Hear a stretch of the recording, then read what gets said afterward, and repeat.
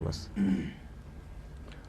علی بھائی، پہلا سوال یہ ہے، مسلمان اور مومن کی تعریف کیا ہے اور مسلمان اور مومن میں کیا فرق ہے؟ دیکھیں جی، یہ سوال ایک دفعہ پیر نصیر الدین نصیر صاحب سے ہوا. انہوں نے بڑی پیاری بات کی. انہوں نے کہا کہ جو اللہ کو مانے وہ مسلم ہے اور جو اللہ کی مانے وہ مومن ہے.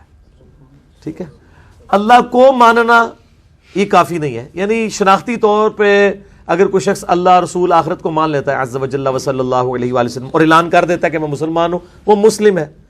لیکن مؤمن تب ہے جب ایمان اس کے دل میں کھب جائے.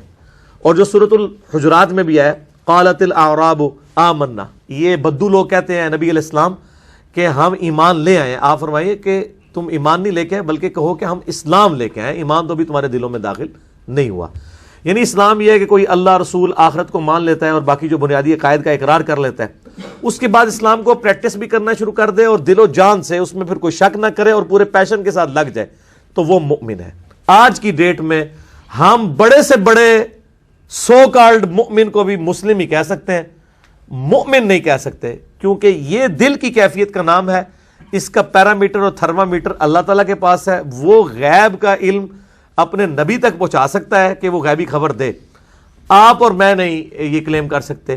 ہم بڑے سے بڑے بزرگ کے لیے بھی حسن ظن ضرور رکھ سکتے ہیں کہ وہ مؤمن ہوگا، لیکن کنفرم جو مؤمنین ہیں وہ صحابہ کرام اور اہل بیت ہیں.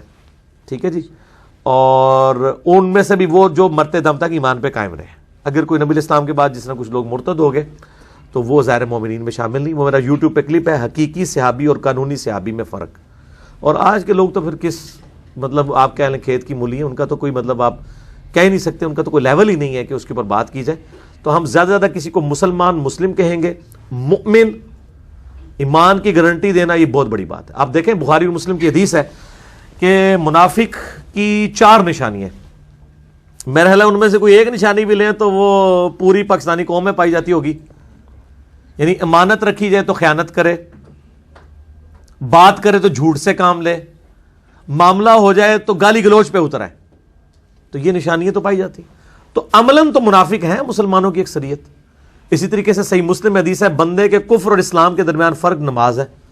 اب پاکستان کے شناختی کارڈ میں تو ماشاءاللہ کروڑوں مسلمان ہیں، لیکن اللہ تعالیٰ کی ڈیفینیشن میں تو اللہ کو پتہ کس کس نے نکلنا ہے. نماز تو کوئی نہیں پڑھ رہے لوگ. نماز تو بہت بڑی چیز ہے. ابو داؤد ترمذی کی حدیث ہے، من ترک الصلاۃ متعمدا فقد کفر، جس نے جان بوجھ کے نماز چھوڑی گویا اس نے کفر کیا. اب یہ بہت بڑی بات ہے کہ آپ یہ بات کر دیں، کسی بندے کو گارنٹی دینا شروع کر دیں کہ جی وہ مومن ہو گیا ہے. نہیں، زیادہ سے زیادہ مسلمان، مسلم، بس دیٹس آل. اس پہ رہے. ٹھیک ہو گیا. اسی میں ضمن سوال ہے کہ آپ نے کہا منافق، تو منافق کی روز آخرت میں اللہ تعالیٰ چاہیں گے تو معاف کر سکتے ہیں منافق کو؟ ہاں، عملی منافق تو معاف ہو سکتا ہے. میرا اس کے یوٹیوب کے اوپر ایک کلپ بھی چڑھا ہوا ہے، وہ آپ دیکھ لیں.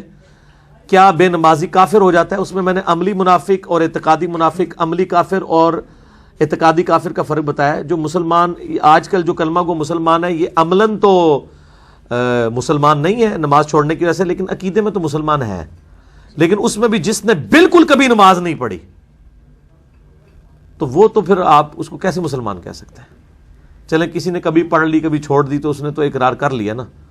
اور ابو داؤد میں، ترمذی میں، مسند احمد میں موجود ہے کہ ہم صحابہ کرام کے زمانے میں نماز چھوڑنے کے علاوہ کسی چیز کو کفر نہیں سمجھتے تھے. صحابہ کرام کی ڈیفینیشن میں نماز چھوڑنے والا مسلمان نہیں ہے.